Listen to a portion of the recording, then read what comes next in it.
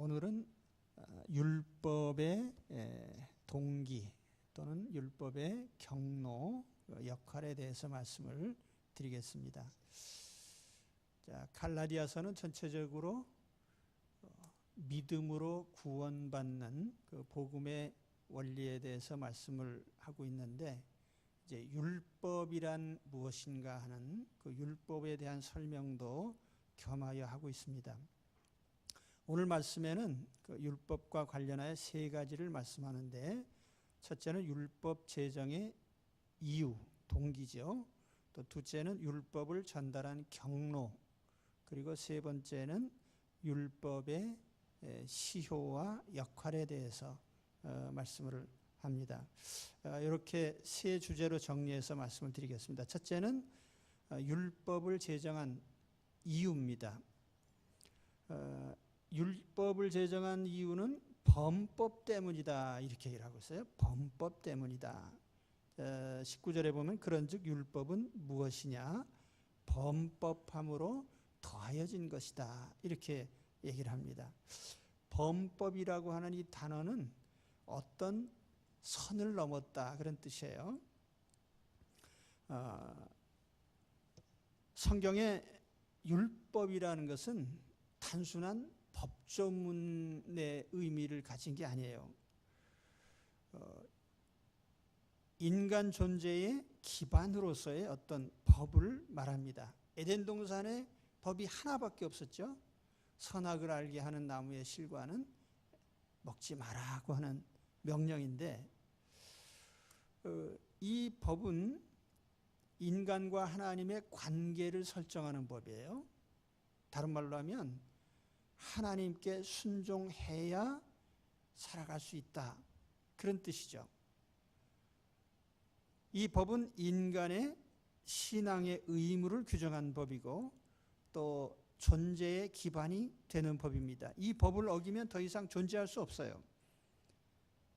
그래서 하나님께서 이 법을 제정하신 이유는 하나님의 법을 범하는 데 대한 대비책입니다. 법을 범할 경우에 대비해서 이 법을 제정하신 거죠. 만일 아담이 그의 자유의지를 통해서 100% 순종만 하리라고 예상한다면 이런 법이 필요 없어요. 그런데 법을 위반할 경우를 대비해서 이 법을 만든 것입니다. 자, 지금도 마찬가지죠. 수많은 법이 제정이 됩니다. 그런데 만일 모든 사람들이 법이 없어도 남을 해롭게 하지 않고 착하게만 산다면 굳이 법을 제정할 필요가 없습니다. 남을 해롭게 하는 사람 때문에 법을 만드는 거예요. 살인이나 폭력이나 도둑질이나 사기와 같은 남을 직접 해치는 사람도 있고, 또 타인에게 굉장히 해로운 일이 일어날 것을 뻔히 알면서도 방임하는 경우도 있습니다. 사이코패스나 도덕이나 윤리의식이 전혀 없는 사람도 있습니다. 그렇기 때문에 이런 사람들 때문에 법이 존재하는 거예요. 사도 바울은 본문에서 율법은 언약에 더하여진 것이다, 이렇게 말씀을 해요. 앞서서 지난 시간에 아브라함이 하나님께 언약을 받은 것보다 430년 후에 모세가 율법을 받았던 것을 이야기했습니다. 이런 맥락에서 보면 하나님이 언약을 먼저 주시고 거기에 율법은 더해진 것입니다. 그렇다고 해서 율법이, 하나님이 아브라함에게 하신 언약이 불완전하고 불충분해서 보탠 건 아니에요. 단 이 율법은 그 언약을 성취하는 데 있어서 큰 어떤 협력적인 역할을 하는 거죠. 그 점에 대해서는 잠시 후에 또 말씀을 드리겠습니다.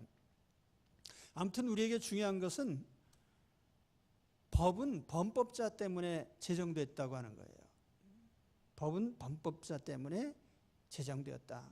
그 범법자가 누굽니까?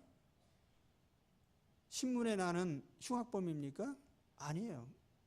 오늘 내 자신이 범법자입니다. 자신을 가만히 바라다 보세요. 내가 하나님 법을 제대로 지키고 있습니까? 하나님을 제대로 공경합니까? 하나님이 만드신 법대로 우리가 이웃에게 다 행하고 있나요?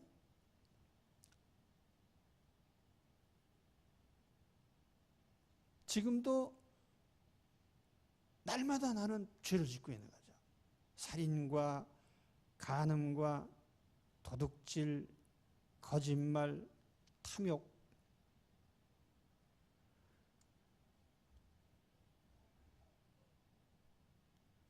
우리가 이 말씀을 보면서 먼저 마음에 생각해야 될 것은 법을 지켜야 되겠다고 하는 거죠. 법은 지키라고 만든 겁니다. 어기라고 만든 게 아니에요. 그래서 우리는 하나님의 법도 지키고 나라의 법도 지켜야 됩니다.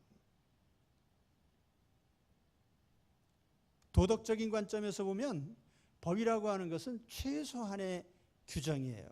최소한의 규범이다. 말하자면 우리의 양심이나 도덕과 윤리가 바라는 최대한의 것을 법에 반영한 건 아니에요. 무슨 말이냐면 법이라는 것은 최소한 해야 될 마지노선이에요. 그러니까 이걸 넘으면 죄가 되는 거예요. 그러니까 성경에 보면 죄를 표시하는 단어가 굉장히 많습니다. 하마르티아라고 하는 신약 성경의 용어들 가운데서도 보면은 관역을 빗나갔다는 의미고요. 또 파랍토마라는 단어는 제 위치에서 멀어졌다는 뜻이고요. 또는 불순종, 범법, 무법, 무지, 실수 이런 용어들이 쭉 나오는데 이게 다 우리가 어떤 선을 넘어선, 그러니까 겉으로 성문화된 법만 어긴 게 아니라 우리는 마음에서부터 양심을 어기는 모든 범법을 하고 있다는 거죠. 그게 하나님 앞에서 보면 다 죄가 되는 거죠. 우리는 하나님의 자녀로서 하나님의 법을 지키려고 애를 써야 됩니다. 그거는 지킬 수 없어 라고 단정하고 매일 하나님 앞에 나와서 예수쟁이들이 항상 하는 기도가 뭡니까? 내 죄를 용서해 주옵소서. 그럼 죄를 일부러 짓고 와서 용서해 달라고 하는 것이 옳은 것인가? 우선은 죄를 안 져야 되겠죠. 그러니까 하나님의 법을 내가 아는 한은 지키려고 해야 되는 거예요. 우리 세상법도 마찬가지예요. 나라법도 부득이 위반하는 수는 있지만 그러나 일단은 지키려고 애를 써야 됩니다. 지켜야 되는 거예요. 뭐 도로교통법도 지켜야 되는 거고요. 상거래법도 지켜야 되는 것이고 헌법도 지켜야 되는 거고요. 지켜야 되는 거예요.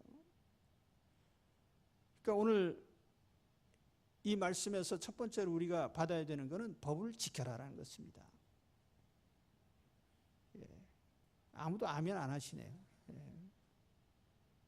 법은 지켜야 되는 거예요. 안 지키는 자 때문에 법이 생겨났거든요.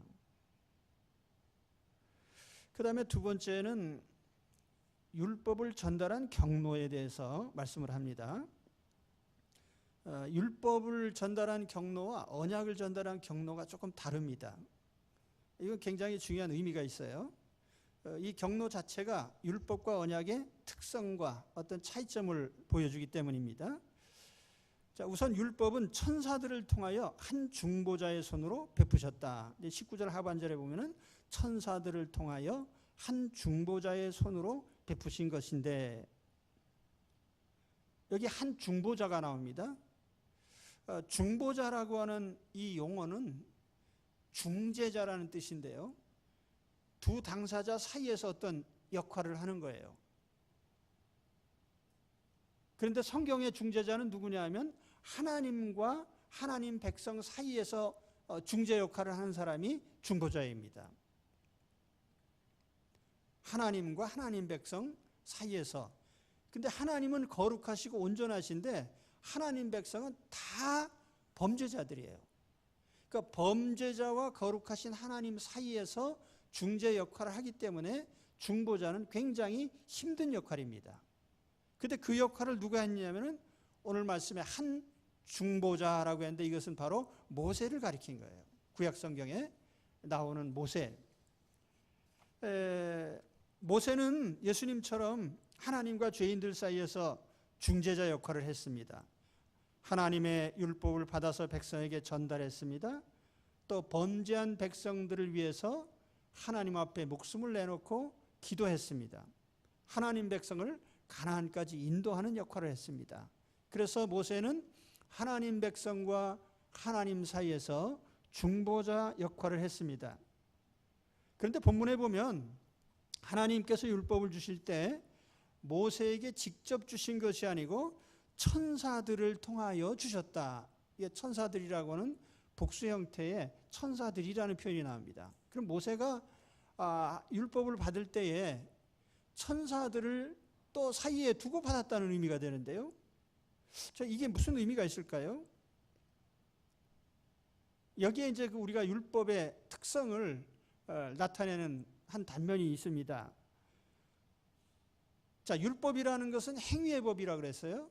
다 지켜야 의로워지는 겁니다. 그러니까 지켜서 하나님께 의롭다고 인정받고 하나님께 접근할 수 있는 사람은 없어요. 그러니까 이 율법이라는 것 자체가 율법을 통해서 의로워지고 하나님을 대면할 자격이 없단 말이에요. 그러니까 모세는 비록 그가 중보자이긴 하지만 인간이에요.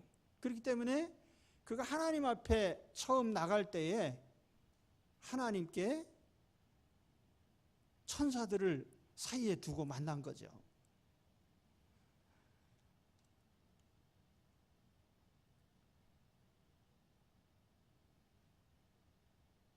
근데 아브라함이 언약을 받은 경우는 좀 다릅니다. 아브라함과 하나님 사이에 어떤 중재자가 있었다는 얘기가 없죠.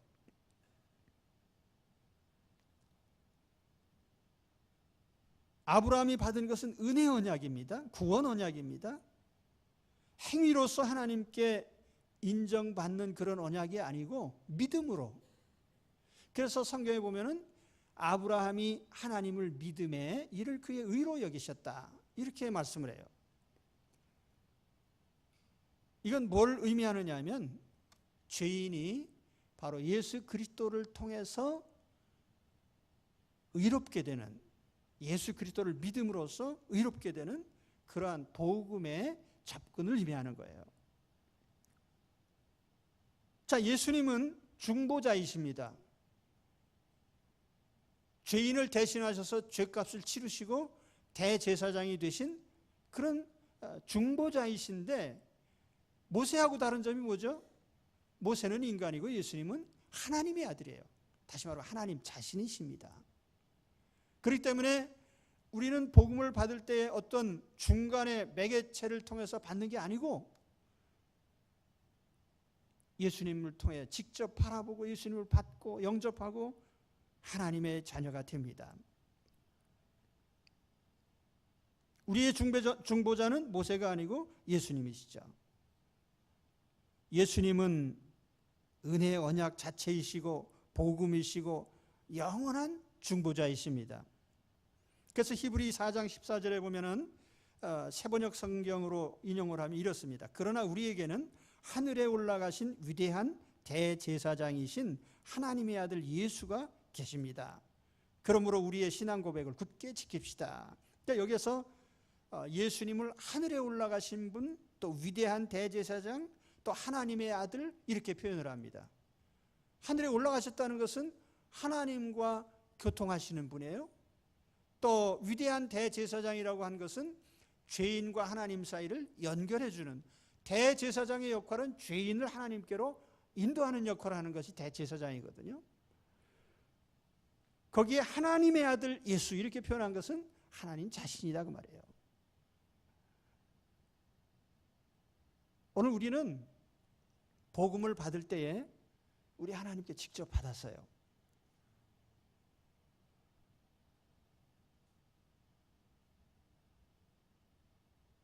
자, 오늘 말씀 20절에 보면은 그 중보자는 한 편만 위한 자가 아니나 하나님은 한 분이시니라 이런 구절이 나옵니다. 성경 전체를 통해서 가장 해석하기 어려운 구절인데 아무리 우리 국어를 전공한 사람도 이 말의 뜻이 뭔지 잘 모를 거예요. 100번 읽어도 이 말의 뜻이 뭔지 잘 모릅니다. 그래서 해석도 수백 가지나 돼요. 그런데 제가 간단하게 그냥 정리해 드리겠습니다. 여기 그 중보자는 바로 모세를 가리킵니다. 모세는 한 편만 위한 중보자가 아니었어요. 하나님 편에서 혹은 인간 편에서 사이에서 어떤 중재자적인 역할을 했습니다. 자, 그렇다면 하나님은 한 분이시다라는 이 표현은 뭐겠습니까? 하나님은 한 분이시니라. 이 말이 담고 있는 의미가 뭐겠어요? 대략 두 가지로 해석하는 것이 옳다고 생각합니다. 하나는 율법이나 은혜 언약이나 다 한 분 하나님께로서부터 왔다. 그런 의미를 가지고 있습니다. 또 하나의 의미는 율법은 중재자를 통해서 주셨지만 언약은 중재자 없이 직접 주셨다. 이런 의미예요. 그래서 공동 번역에 보면 20절을 이렇게 번역합니다. 그러나 하나님의 약속은 중재자를 내세우지 않고 하나님 한 분의 생각으로 하신 것입니다. 그러니까 율법이라고 하는 것은 중보자의 손을 통해서 양자 사이에서 이렇게 전달을 받고 또 전달해 주고 이런 과정이 있었지만 구원 언약이라고 하는 이 언약은 하나님이 바로 주신 것이다. 이런 의미입니다. 자, 이것이 무슨 의미가 있겠죠? 율법은 행위 언약입니다. 지켜야만 하나님께 나갈 수 있습니다. 그렇다면 모든 사람은 죄인이기 때문에 중재자가 반드시 필요합니다. 그러나 언약은 은혜에 기초하고 믿음으로 접근하는 것입니다. 그래서 아브라함처럼 하나님을 믿음으로써 인정을 받는 거예요. 자, 우리가 예수 그리스도의 복음이 다가왔을 때 우리는 믿음으로 영접하면 됩니다. 믿음으로 영접하면 됩니다. 자, 예수님은 중보자이시면서 동시에 하나님이셔요. 모세는 죄인이지만 예수님은 죄인이 아니에요. 그러니까 구약의 대제사장은 수없이 죽고 갈아치웠지만은 예수님은 영원히 한 분이에요. 그리고 예수님은 하나님이시기 때문에 우리는 예수님을 대할 때 하나님을 대면하는 거예요. 우리는 예수님을 믿을 때에 그것이 곧 하나님을 믿는 것이 됩니다.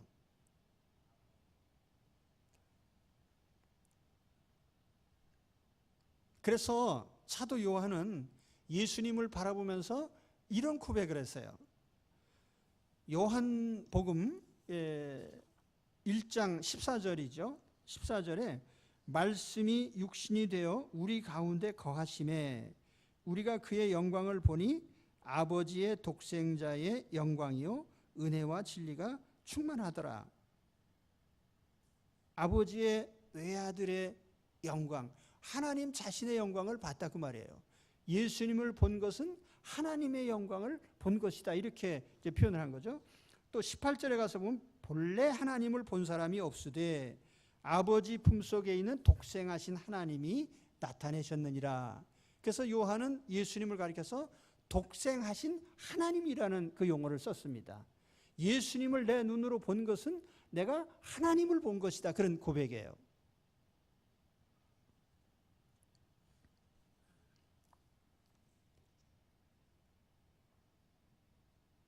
우리는 중보자이신 예수님을 믿습니다. 그리고 예수님을 의지합니다. 그러나 예수님은 모세 같은 중보자가 아니에요. 하나님이십니다.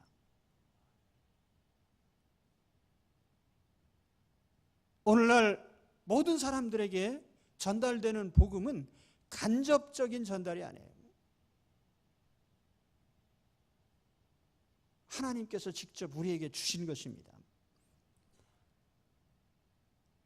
볼지어다 내가 문 밖에 서서 두드리노니 누구든지 내 음성을 듣고 문을 열면 내가 그에게로 들어가 그와 더불어 먹고 그는 나와 더불어 먹으리라. 예수님께서 우리의 마음을 놓고 하고 계셔요. 예수님 우리에게 직접 찾아오십니다. 성령께서 우리 마음에 직접 깨닫게 하시고 회개하게 하시고 예수님을 믿게 하십니다. 그렇기 때문에 우리는 하나님을 간접적으로 대면하는 사람들이 아니에요. 복음에 의해서 하나님을 직접 영접하고 대면하는 사람들이 것입니다.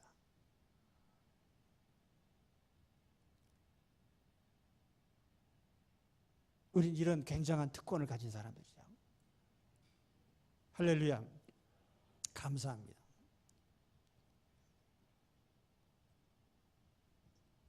율법에 의한다면 우리는 한 사람도 하나님께 접근할 수 없는데 예수 그리스도의 복음으로 말미암아 우리는 하나님과 날마다 함께하는 은혜를 입게 된 것입니다. 그래서 오늘 여기 여러분 이렇게 멀쩡하게 다 앉아 계신 것이 예수 그리스도를 믿는 믿음 때문인 줄로 믿습니다. 예. 자, 그 다음에 세 번째로 말씀드릴 것은 율법의 시효, 또 율법의 역할인데요. 율법의 그 시효와 역할에 대해서 이제 세 가지를 말씀드리려고 합니다. 첫째는 율법의 시효. 본문에 보면 모세가 전한 율법은 한시적입니다. 그래서 19절 하반절에 보면은 약속하신 자손이 오시기까지 있을 것이라 이렇게 표현했거든요. 약속하신 자손이 누구예요? 예수님. 예수님이 오실 때까지 율법이 어떤 효력을 가질 것이다 이런 의미입니다. 그렇다면 예수님이 오신 이후에는 율법이 전혀 필요 없다는 말일까요? 예, 돌발 퀴즈입니다. 율법의 시효가 예수님 오실 때까지라면 율법의 어떤 가치, 율법의 역할은 끝났다 그 말일까요? 예수님 믿는 오늘에는 뭐 십계명이고 뭐고 다 필요 없어졌습니까? 예, 그렇다고 하기도 그렇고 아니라고 하기도 그렇고 좀 그렇게 생각하시는 이유를 제가 이제 알죠. 그래서 설명을 드리겠습니다. 예수님께서 이런 말씀하셨어요. 마태복음 5장 17절에 내가 율법이나 선지자를 폐하러 온 줄로 생각하지 말라. 폐하러 온 것이 아니요 완전하게 하려 함이라. 진실로 너희에게 이르노니 천지가 없어지기 전에는 율법의 1.1획도 결코 없어지지 아니하고 다 이루리라. 천지가 없어질 때가 언제예요? 세상 종말인데 그때까지 율법은 절대로 없어지지 않는다고 단정하셨거든요. 그러니까 율법은 지속되는 겁니다. 그러므로 누구든지 이 계명 중에 지극히 작은 것 하나라도 버리고 또 그같이 사람을 가르치는 자는 천국에서 지극히 작다 일컬음을 받을 것이요 누구든지 이를 행하며 가르치는 자는 천국에서 크다 일컬음을 받으리라.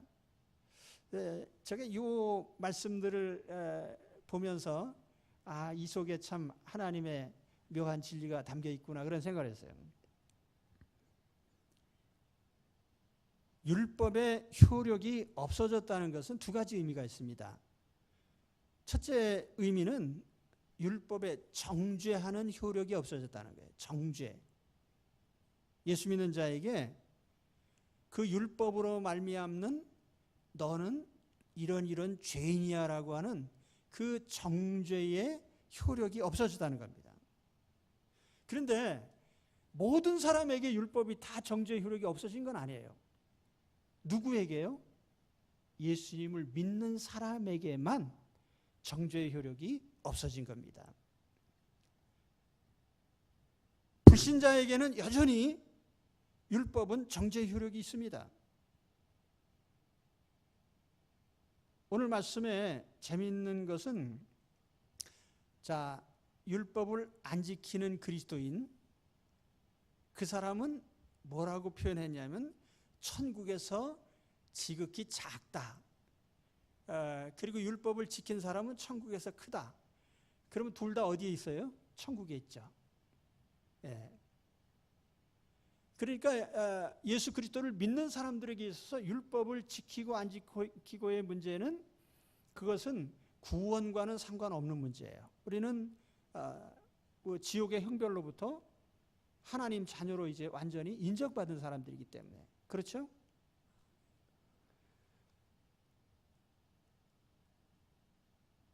그러나 예수님을 믿지 않는 사람에게는 사실 이 복음의 효력은 전혀 없습니다.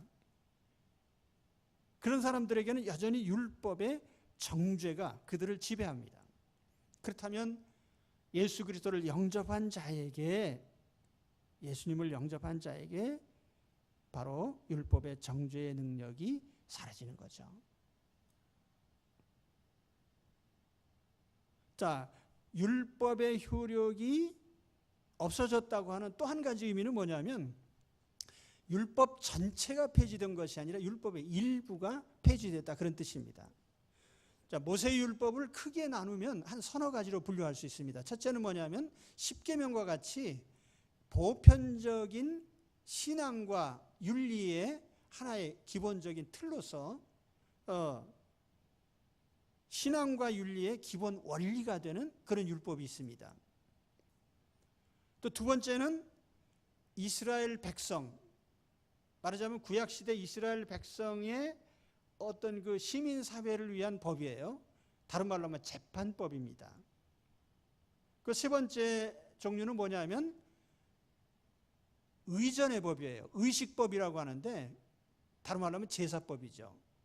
죄인이 어떻게 하나님께 나갈 수 있느냐, 그때 피를 흘리고 번제단에 태우고 이런 절차를 통해서 하나님께 나가잖아요. 그런데 율법 중에서 폐지됐다라고 말하는 건 바로 이 세 번째입니다. 의전법, 의식법, 제사법. 이건 하나의 모형이거든요. 뭐에 대한 모형이냐면 예수님 십자가에 대한 모형이에요. 그러니까 예수님 십자가의 모형을 행하다가 예수님 십자가 진짜로 왔을 때에는 그 모형적인 행위를 할 필요가 없는 거예요. 그러니까 구약시대에 소를 잡고 양을 잡는, 피 흘리는 이런 제사의식은 필요가 없는 거예요. 그러니까 오늘날 레위기 제사법 우리가 지킵니까? 안 지켜요. 유대인도 안 지켜요.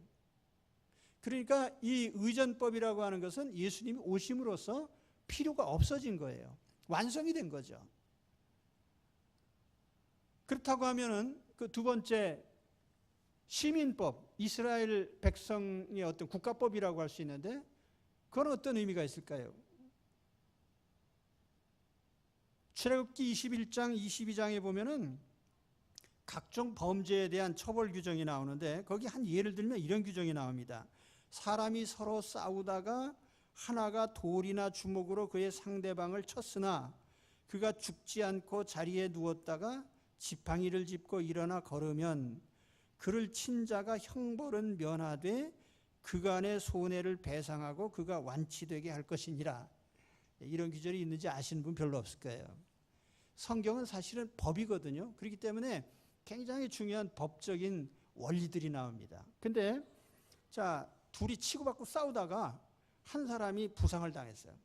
그랬을 때는 서로 치고받고 싸웠으니까 이게 뭐 쌍방과실이란 말이에요.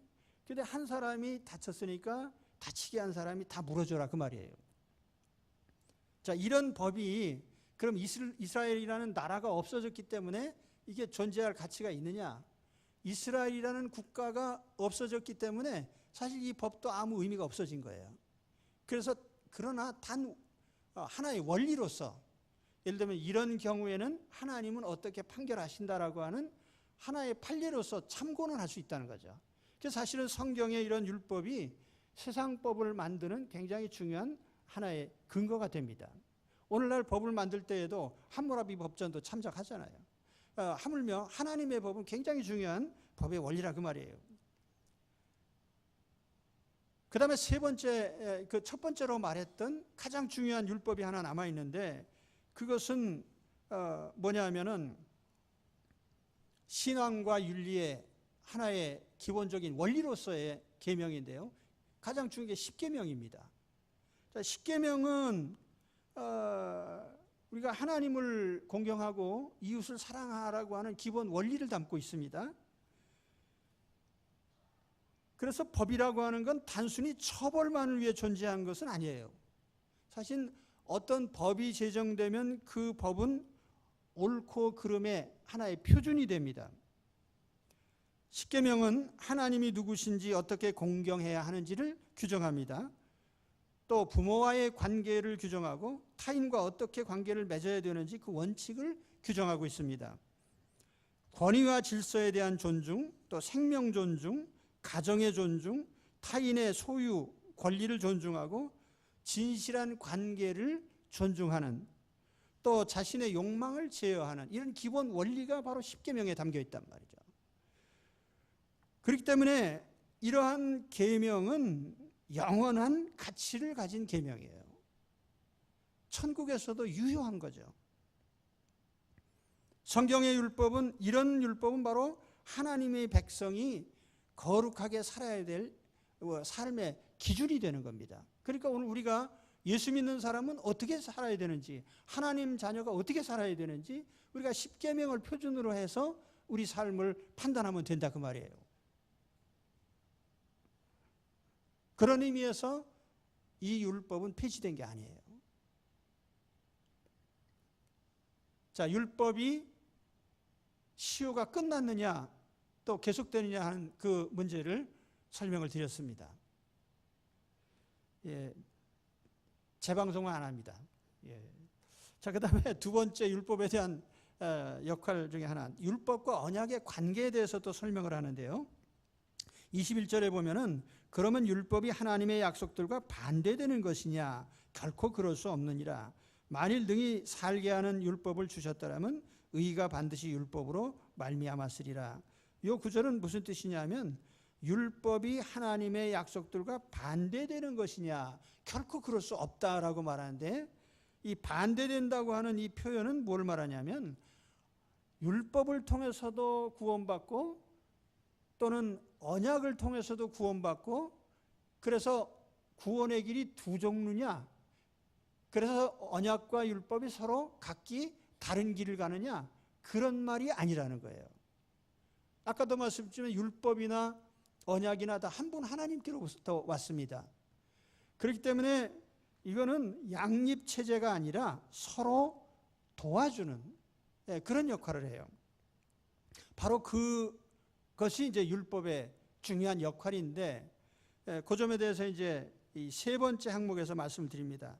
율법의 역할이 뭐냐 했을 때 우리가 두 가지를 얘기할 수 있는데, 하나는 정죄적인 역할이에요. 그건 아까 말씀드렸죠.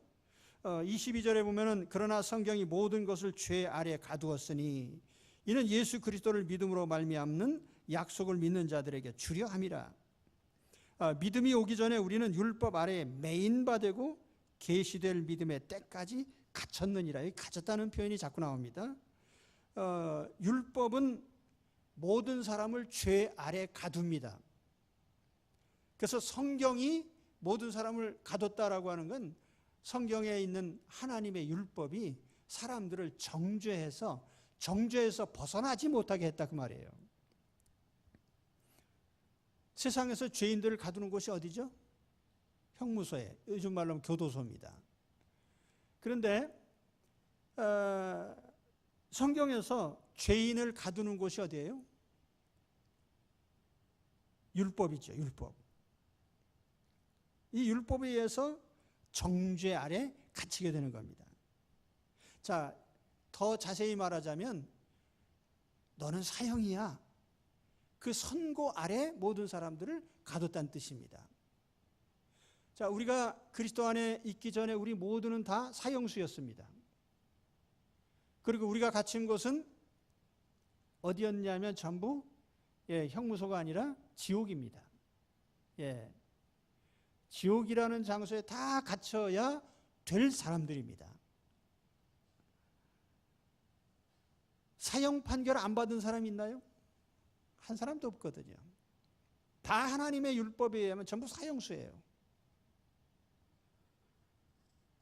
우리는 지옥을 예약해 놓고 살고 있었어요, 옛날에.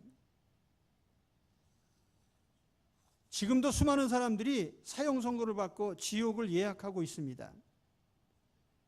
아마 살아가면서 내가 영원히 살 예약된 장소가 지옥인지 호텔인지 모텔인지 모르고 사는 사람이 대부분이죠. 예. 이제 우리는 알고 있습니다. 우리가 예약된 장소가 어디죠? 우리 천국이죠. 그런데 율법에 의해서 모든 사람은 전부 지옥에 갇히게 돼 있단 말이에요. 정죄를 당하게 돼 있어요.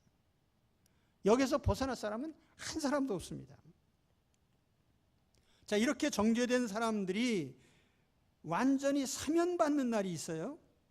그때가 언제냐면 오늘 말씀 보니까 예수 그리스도께서 오는 날, 오늘 본문에 의하면 믿음의 때까지 그렇게 설명을 합니다. 믿음의 때까지, 예수 그리스도를 믿는 믿음의 때까지.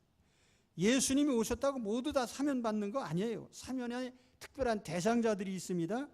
바로 성경의 구속 언약을 믿는 사람들입니다. 오늘 말씀 다시 보시면은 예수 그리스도를 믿음으로 말미암는 약속을 믿는 자들, 이렇게 규정을 하고 있습니다. 요 사람들이 사면받을 사람들이에요.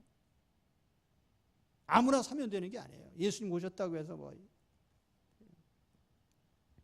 자, 우리는 다 예수 그리스도를 구주로 믿고 영접했습니다. 그러므로 우리는 더 이상 율법의 정죄 아래에 갇혀 있지 않습니다. 우리는 완전히 사면 복권을 받은 사람들입니다. 우리는 천국 시민이고 우리는 하나님의 자녀이고 자유인입니다. 할렐루야. 자, 아멘은 이런 때 해야죠. 예.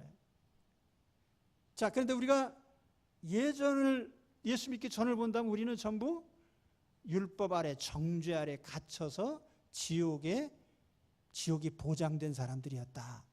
예. 근데 우리가 이렇게 신분이 바뀐 거예요. 자, 오늘 말씀은 바로 그걸 우리에게 알려주는 거죠. 자, 그다음 또 한 가지 율법의 또 한 가지 역할은, 율법은 초등교사 역할이에요. 24절 25절에 보시면은 이같이 율법이 우리를 그리스도께로 인도하는 초등교사가 되어 우리로 하여금 믿음으로 말미암아 의롭다함을 얻게 하려 함이라. 여기 초등교사라고 했지만 유치원 교사를 상상하면 아마 짐작이 갈 겁니다. 초등교사란 미성년자를 보호하는 보호자 역할을 하고 때로는 안내자 역할을 합니다. 스스로 판단할 능력이 없는 어린아이는 성인이 될 때까지 본인의 의사와 상관없이 강제로 보호해야 됩니다. 또한 그들을 바른 길로 인도해야 됩니다. 바로 율법이 그런 역할을 한다는 거예요. 그래서 율법은 무엇이 바른 삶인지 가르쳐 줍니다. 또 율법은 우리가 어떤 법을 어겼는지 깨닫게 합니다. 또 율법을 깊이 알면 알수록 우리는 하나님의 심판 앞에서 용서받고 구원받아야 될 자인 것을 철저하게 깨닫게 됩니다. 다른 말로 하면 구원의 필요성을 인식하게 된단 말이죠. 율법의 역할 중에 이것이 가장 중요한 역할이에요. 율법은 사람들의 죄를 깨우쳐주고 그래서 내가 하나님 앞에 용서받아야만 되는, 구원받아야만 되는, 내 죄를 누군가는 대신 갚아줘야 될 그런 존재라는 것을 철저하게 깨닫는 것이 바로 율법을 통한 깨달음입니다. 그러니까 율법이 그런 역할을 하기 때문에 율법을 초등교사라 이렇게 표현을 한 거예요. 결국 율법을 알므로써 우리는 예수 그리스도를 갈망하고 예수 그리스도가 나타나셨을 때 예수님을 믿고 영접하게 됩니다. 그런 의미에서 본다면 율법은 우리에게 매우 유익한 초등교사의 역할을 하고 있죠. 자, 오늘 말씀을 요약하겠습니다. 오늘 율법에 관한 말씀을 드렸습니다. 첫째로는 율법의 제정 동기에 대해서 말씀드렸어요. 율법은 범죄자 때문에 제정되었다. 그렇기 때문에 우리는 하나님의 법을 지켜야 됩니다. 세상 법도 지키는 자가 돼야 돼요. 안 지키는 사람 때문에 법이 자꾸 만들어지는 거거든요. 그래서 우리는 지키는 자가 돼야 되겠다. 법을 지켜, 하나님 법도 지키고 세상 법도 잘 지키고 법을 지켜야 됩니다. 첫 번째 결론이니까 아멘 하셔야죠. 예, 제 입만 아프면 되겠습니까? 예. 그러니까 법은 지켜야 됩니다. 예. 두 번째로 율법을 받은 경로는 언약을 받은 경로와 좀 다르다. 율법은 천사들을 통해서, 중재자를 통해서 주셨지만 언약은 직접 다가왔습니다. 다시 말하면 복음은 하나님의 아들이신 예수 그리스도를 통해서 우리에게 직접 다가온 것입니다. 예수님 우리 마음을 두드리시고 예수님 우리 마음에 찾아오셔서 우리로 하여금 예수님을 영접하고 믿고 하나님의 자녀가 되게 하셨습니다. 우리가 믿는 예수님은 하나님이십니다. 그렇기 때문에 우리는 하나님과 직접 대면하는 이 큰 은혜를 예수 그리스도를 믿음으로써 얻게 되었습니다. 그 세 번째, 율법의 시효는 한시적이죠. 그러나 모든 사람에게 다 율법의 효력이 정지된 건 아니에요. 오직 예수 믿는 사람에게 율법의 정죄의 효력이 정지되어 있습니다. 또 율법 중에는 다 없어진 게 아니라 신앙과 윤리의 토대가 되는, 원리가 되는 영원한 율법이 있다고 하는 것도 우리가 알아야 됩니다. 그래서 그러한 율법 우리가 영원히 간직하고 지켜야 되겠죠. 그렇죠? 그래서 우리는 이 율법을 올바로 이해하고 믿는 자들이 돼야 돼요. 예수 믿는 사람들이 그 율법에 대해서 잘못 알고요. 율법은 폐지된 거, 율법은 필요 없는 거, 율법은 구약시대 거, 이렇게 잘못 이해하고 있단 말이에요. 그럼 여러분이 영원히 법 없이 살겠어요? 아니잖아요. 우리가 하나님의 법을 잘 알고 또 이 법을 잘 존중하고 또 지켜가는 사람들이 되어야 되겠습니다. 기도하겠습니다. 하나님 아버지 감사합니다. 우리 하나님께서 저희에게 주신 하나님의 법이 얼마나 또 중요하고 가치가 있는지를 깨닫게 하시고 또 율법의 정죄 아래 갇혔던 우리가 복음으로 풀려나고 하나님의 자녀가 된 것이 또한 얼마나 큰 은혜인지 오늘 우리 마음속에 깊이 새기게 하여 주옵소서. 그래서 우리는 하나님의 법을 항상 존중하고 또 그 안에서 우리가 복음으로 살아가는 은혜로운 자녀들이 되게 하여 주옵소서.